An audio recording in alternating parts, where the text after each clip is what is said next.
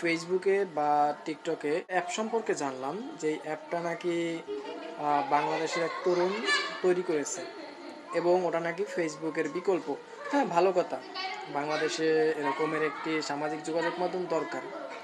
এখন আমার কথা হচ্ছে যে এই অ্যাপটা আমাদের জন্য কতটা প্রাইভেসি রক্ষা করতে পারবে। ধরুন আমরা একটা অ্যাপ ইউজ করার আগে আমরা ওই অ্যাপটার যে বিষয়টা গুরুত্ব সহকারে দেখি সেটা হচ্ছে প্রাইভেসি। আমরা যে তথ্যগুলো ওখানে দিব এবং আমাদের যে অ্যাক্সেসগুলো নেবে তার প্রাইভেসিটা গুরুত্ব সহকারে দেখতে হবে।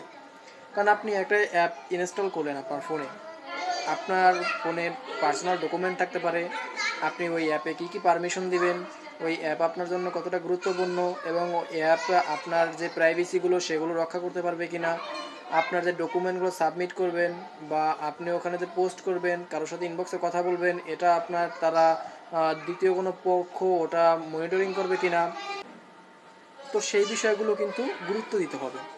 হ্যাঁ, একটা অ্যাপ তৈরি করবে বাংলাদেশে বা তৈরি করেছে, যেই অ্যাপটা আমরাও প্রমোট করব, কারণ আমাদের বাংলাদেশে একটা অ্যাপ দরকার। যেরকমের যে অ্যাপগুলো আমাদের এই ফেসবুকের কমিউনিটি অনেক সময় এতটা হার্ড যে আমরা কোনো ইসলামিক বিষয়ে কোনো পোস্ট করতে গেলে সেই পোস্টগুলো আমাদের কমিউনিটিতে নিয়ে যায়, অনেক ঝামেলার ভিতরে পড়তে হয়। বাংলাদেশে এরকমের অ্যাপস থাকলে আমরা সেই অ্যাপসগুলো ব্যবহার করবো। বাংলাদেশে অনেক অ্যাপস আছে, যেমন আপনি হিদায়া অ্যাপস ব্যবহার করতে পারেন। তারপর আরও এক্সট্রা অনেক অ্যাপ আছে যে অ্যাপসগুলো আপনার জন্য প্রফেশনাল এবং যারা ইসলামিক কন্টেন্ট আপলোড করেন, কোনো ভায়োলেন্স চান না, তারা এই অ্যাপগুলো আপলোড করতে পারেন, যে কোনো ভিডিও আপলোড করতে পারবেন।